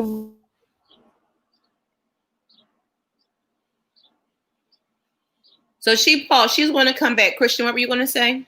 Okay. Basically, I was going to say, like, I think social media has really helped out with this. I do this, and they're always aesthetic pleasing, but they have like commentary about like race, and they're so pretty, and it's like that kind of format that immediately catches the eye. Like, wow, this is so pretty, and you're reading some okay, gotcha. In the house, please. Like that's the kind of adaptation that we need. Maybe not huge book saying that no, we shouldn't read books, but I'm saying that some people do not have fun doing it. And if you don't have fun doing it, you're probably not going to keep doing it. It's like going to the gym. You're probably not going to keep doing it. You have to find different ways to make the exercise. So I just think it needs to be a balance. Oh yeah, 100%. I think you definitely need to keep I truly believe when you, for an example, when you have people just as an example, you have somebody in leadership whose vocabulary is very minimized. Yeah. And they don't comprehend a lot. A lot of that because they haven't worked certain muscles. Right. Or put certain things into practice. And so I just believe it needs to be a balance. I think we're too dependent on the quick social media, the quick internet. Yes, we need it's there and it's a help, but that shouldn't be the end all be all. And I got it from there and that's it. You understand? Yeah, 100%. So, and I agree with that. All life is about like balance and equilibrium. And if you're not giving something inside to like help boost but just to get your brain moving. Yeah, and it's hard for people to fall for a lot of okie doke. Yeah. Because if you don't know it yourself, if you haven't read it yourself, if somebody feeds you something that sounds good, you're like, yo, I wasn't even. I didn't even think that way. No, you didn't. Yeah. You didn't take the time. I call those itchy ears. I like to call those itchy ears. Our pastor, Pastor Moore. Okay, I said it. I know. Every segment, every show I ever do, I mention my pastor. What can I say? I love my pastor, James Moore Sr., Second by Zion Baptist Church. Yay, hey. But anyway, Hey. he said you got to be careful of itchy ears, because when you're trying to resolve that itch, it's almost like standing up for something versus nothing. It all comes up to the same thing. Like I was trying to say, you can always remember, we always say it whenever we got to something that was important that we needed to say, something always happens. And on my end, the internet blinked out. But I read when you talk about that snippet, it took me back to what happened I want to say 1898. I have to confirm it. If I'm not right, I'll come back and write it in the forum. But it was supposed to be dealing with Williamsboro, North Carolina. And it was talking about what happened then.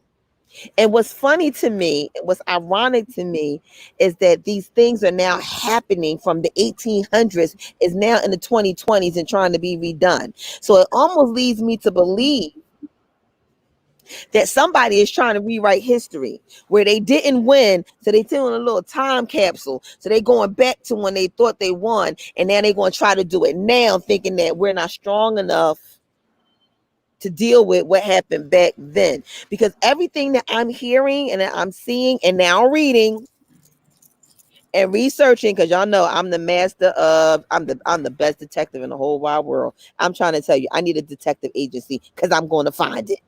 But it was funny how they said, and it wasn't one of us that pointed it out. They said that when they went to research what happened in that little lot of the state of 1898 when Williamson, North Carolina, it doesn't tell you what happened. It's only a Schmidt that's in the book. But the only way they was able to find out what really happened was the ancestor had the actual paper and documents of what happened. And when they found her, luckily the granddaughter still had it framed because it was so fragile. And are you talking about the massacre in 18? Yes. Okay. And that's why I always often say, know who you know your parents, know your history, find out your ancestors, research that thing, because you never know what pieces of the puzzles is missing for certain things. And those certain things is happening today. That massacre is happening right now. Right now. It just played out. And I don't know what part, I can't think of what part of North Carolina that was, when all of a sudden everybody was hanging from the trees. Wilmington. Again. History repeats itself. And I applaud you for the cartoons. Because like you said, reading is not fun. And if it doesn't get your attention, you're not going to pay attention. And our attention span is like a child, a 3-year-old. It's very short. So you got to catch us at the first boom. Yeah. And if you don't, you're not going to get it. But if we have the mindset of a cartoon and we have the mindset of children, and if we're not afraid to visit that child, we will go into an animation and we will read it. And that's where Dr. Seuss put all this information in. It was in cartoons.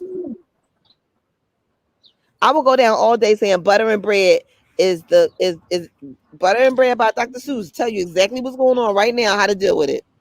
If you really want to know, look it up. Dr. Seuss, Bread and Butter. Read the book. It's about 22 pages. Read the book. And I guarantee you. So if you guys want to call in and you want to talk to Christian, y'all can. If anybody's interested in doing the presentation, because like he said, he gets paid for you to watch individually. You gotta watch. I'm gonna use Tyler Perry right now. You gotta watch. And we're gonna pray that y'all wanna watch Yes, we are. his Coco presentation. So yeah, woo, yeah. Yeah. That's it for me. Anybody else got anything else to say? I'm cool. Like this was really, it was refreshing. It was good. It was lighthearted. Very informative. Very informative. And again, we needed to hear from our young people. The world needed to hear from our young people. A change in the narrative. Huh? And they still need to hear. Oh yeah. We need more. So if you know any youth out there that has a story to tell, us as adults, we need to hear you because you help us to fix our crown. Because I guarantee you, older adults, us as older adults. Seasons. Christian he's an adult now. He's 20. Yes, the seasoned adults. You know. Yeah. A seasoned adult. And when I say seasoned, it doesn't mean that we're old. It just means that we're flavored. A little more flavored. Got a little more seasoning on us. We're not saying we old. We just got a lot of flavor on us, a lot of seasonings. Like the season that you put on salmon and corn when you're hungry. Like the season you put on a nice fried onion sitting on top of some screaming, dreaming mushrooms on top of a steak. Yes. Wow. With a side of garlic. We hungry. That's what Clearly. Butter on some asparagus. Like manifesting it. Driving in my Honda. Woo. Yes, shut on a dinner. Woo! That's all I can say. And Y'all got me hungry now. AJ Blige's voice. All that I can say, all that I can say, all that I can say, yeah. So again, Christian, thank you so much for showing the invitation. Thank you for having me. Is going to contact you because Kim wants some knives. Yeah. So that, and we need to talk about the musical stuff. Yes, most definitely.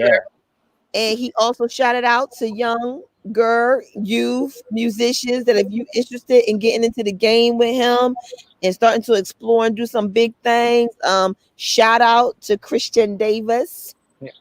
And again, y'all already know, y'all can always follow us right here on the No BS Duo Show. Make sure you follow us. Tell somebody else about us because you never know what we're doing here on the Sister Chat, the No BS Duo Show, the Taking Back Sunday nights, the Tuesday nights like this at the park, nights like this. I wish. So hopefully Christian will be back with his I'd love to. I love being on the show. He'll be back with his band. And he'll do a night show for us. Oh, that'd be sick. That'd be really sick. Major sick. I'm loving the thought of it already. Like, God. So, yes. And before we go, kudos to your website, Miss Ontaria. Oh, thank you. Thank you. Congratulations. It's been a work in progress for some time now. And being in quarantine, it was like, okay, get it done. So if there's anyone interested in looking me up, it's OntariaWilsonLLC.com, and you'll find all things me. So everything that I do is listed on there. So yeah, including the Sister Chat. Yes, it's on. Did you saw it? I saw it. I was like, oh. I had to go get a paper bag. Yeah. I'm just saying. I know y'all be like, that girl be on some stuff. Yeah, actually I do. But I'm glad though. I'm glad the whole purpose for a website is for people to go on and look and see what's there. It's there to pique their interest, and you build your clientele that way. So that's the purpose for it. Yes. So talking about building, I want to applaud everybody. And if you haven't done it, encourage everybody. Time is now. The world has been put on pause for you to handle your business. Mm-hmm. Think about it. That was a rap song too, right? Think about it. Think about it. I got some music in my head. Y'all already know. Music is always in my head. But nevertheless, like I said, this is the time when the world was put on pause. For some people, it felt like he said everybody's on timeout. We have not had the time to do and be who we needed to be and do. This is the time. We did not have a time to address certain issues. This is the time. Mm-hmm. We didn't have time to be about what we needed to be about. So this is the time. So with that being said, we want to thank you again, Chris, for coming on and showing us how to not only understand that we're in a cutting edge season, but knowing what knife we need to be using while we're here. That's it right there. Cutco, no. Yes, and Cutco is a no. But right now, Cutco or no. But right now, we want you to watch while we pray. That you contact Christian, so Christian can do what he needs to do to do what he's been blessed to do, and that's to share his gift. So please, everybody, help him with his purpose. Give him a call. All you gotta do is watch. Just watch. And you may be inclined to buy. Hurry up and buy. So yeah, I want y'all to hurry up and buy, because I'm gonna be buying my set soon. Because I got a steak that's calling me.